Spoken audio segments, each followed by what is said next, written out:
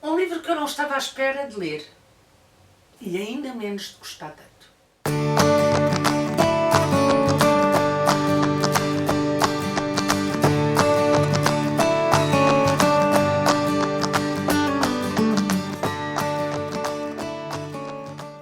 Olá, eu sou Maria João do Livros Gosto e hoje venho aqui vos falar de Que a Vida nos Ouça, do Vicente Alves Duou.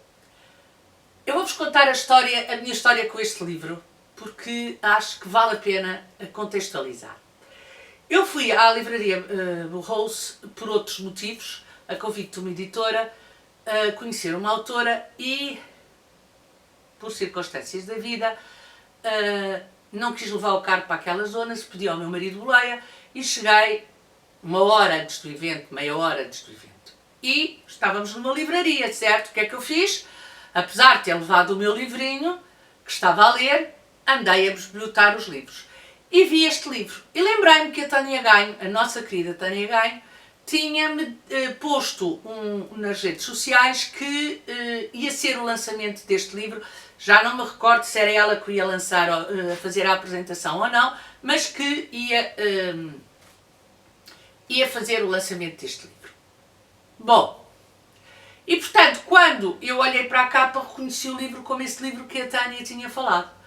E resolvi pegar no livro, sentar-me num sofá fantástico que a livraria Burroughs tem lá e folheá-lo. A ideia era folheá-lo. Quando dei por mim, já tinha lido 20, 30 páginas e obviamente que o livro teve que vir comigo. Eu nunca tinha lido nada deste autor, apesar de ter descoberto depois, nos meus registros, que tinha o livro dele sobre a Florbela Espanca. Já fui buscar, já meti num monte para ler, porque, na realidade, este senhor escreve brilhantemente. Esta história é a história da personagem, é a história de um cineasta que vive em Lisboa, mas tem a mãe no Alentejo, em Alcácer, e a mãe tem Alzheimer. E a partir daqui cria-se esta história. E eu não estou a fazer spoiler porque está na contracapa, porque ele resolve filmar a história de vida da mãe para poder criar-lhe um registro de memórias essas que obviamente ela irá perder. E é muito interessante ver a construção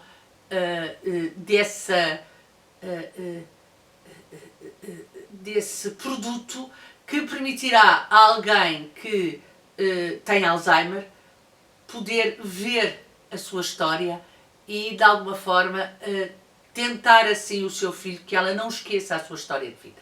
Só que, pois é, as histórias dos pais às vezes não são lineares, os pais não contam a história toda e quando a gente começa a mexer nas coisas do passado, surpresa! E às vezes, enfim, ele teve surpresas que eu não vos vou dizer se foram agradáveis, se não foram, mas na verdade foi algo que ele não estava à espera. Este livro tem, para mim, um tom confessional, tem um tom nele próprio memorial, o que é muito interessante, porque a personagem principal quer criar memórias à mãe de Alzheimer, mas acaba ele mesmo por escrever um livro onde esse som da memória, essa imagem da memória está sempre patente, pelo menos para mim esteve. E tem um tom que faz com que o leitor pressinta que está a assistir àquela história, está a assistir àqueles momentos. Ou seja, ele consegue, sobre o meu ponto de vista, meter o cinema na palavra, o que é muito interessante, porque eu tive sempre a sensação de estar a assistir ao desenrolar daquela história, não participando, não podendo opinar, mas apenas como um espectador no teatro ou no cinema, observando, tirando as minhas ilações, fazendo as minhas considerações, levando aos meus pensamentos, mas nada mais do que isso. Eu não percebi se este é um livro de conforto, se é um livro de angústia, se é um livro de raiva por aquilo que acontece, ou se é tudo isto junto, porque ele acaba por ser triste pela temática, mas acaba por ao mesmo tempo haver aqui uma tentativa de luta contra, e portanto de alguma forma enganar o destino, e isso é muito interessante. E depois, esta personagem principal, o Vasco, acaba por ser uma personagem que, ao mesmo tempo que tenta criar estas memórias para a mãe, acaba por se descobrir ele próprio, acaba por se reinventar ele próprio, e acaba por se reestruturar ele próprio quando de alguma forma o chão lhe falha e quando de alguma forma ele percebe que se calhar a história não era aquilo que ele estava à espera. É um livro sobre artistas, é um livro sobre arte, é um livro onde se demonstra que os artistas são pessoas como nós, com as nossas angústias, as nossas ansiedades, as nossas dúvidas, as nossas certezas, os nossos sentimentos. Portanto, tudo isto está aqui também embrulhado, e muito bem embrulhado, porque o Vicente escreve brilhantemente bem. É um livro de amizades. Adorei os jantares de amigos que ele descreve, adorei as conversas, a confiança e ao mesmo tempo a ambivalência. Os reconhecimentos e a assunção de que no final disto tudo somos nós e que quem vive connosco somos nós. Na realidade, a única pessoa que vive realmente connosco somos nós. E sobre esse ponto de vista é muito interessante este livro, é quase filosófico, porque no fundo nós somos a construção de todos os momentos da nossa vida, mas também somos a construção daquilo que sabemos, daquilo que acreditamos ser a verdade e daquilo que supostamente poderemos não saber.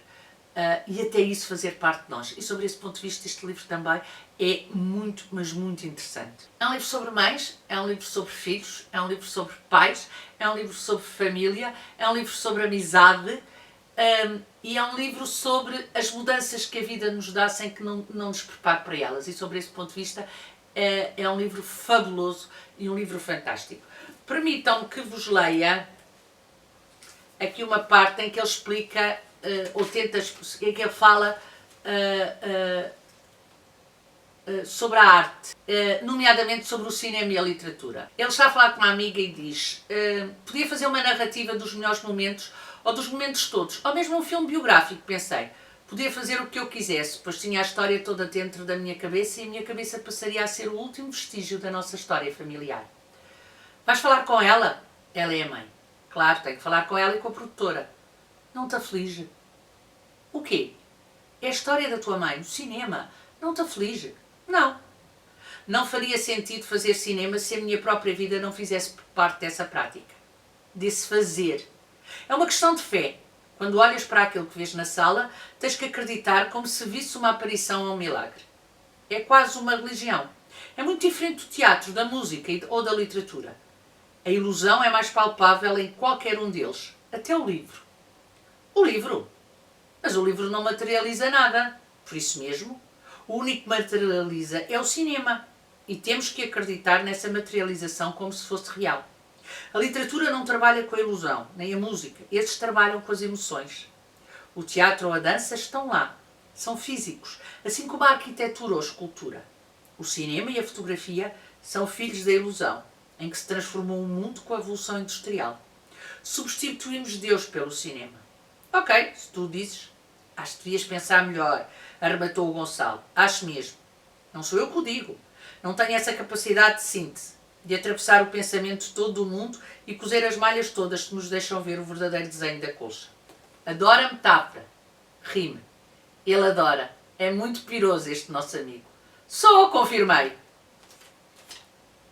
E o resto da noite andou por ali, entre a ficção e a realidade. E permitam-me que vos leia aqui sobre... ele fala sobre como é ler bem um livro. E alguém lhe pergunta, mas qual é a verdade? Aproxime de uma verdade que nos explica. Mas por que raio é preciso explicar tudo? Quando não estou a falar com alguém, estou a falar sozinho. E quando não estou a falar sozinho, estou a escrever. No resto do tempo estou a falar de outra maneira. Ou estou a ler um livro, que é outra forma de conversar. Estou a ver um filme, outra ainda, e assim sucessivamente. Às vezes ouço um silvo. Ler um livro é conversar. E deixem que vos diga que esta conversa com o Vicente é muito, mas muito interessante. Digam-me se já leram, digam-me se estão a pensar ler, digam de vossa justiça e vemos no próximo vídeo. Tchau, até o próximo vídeo.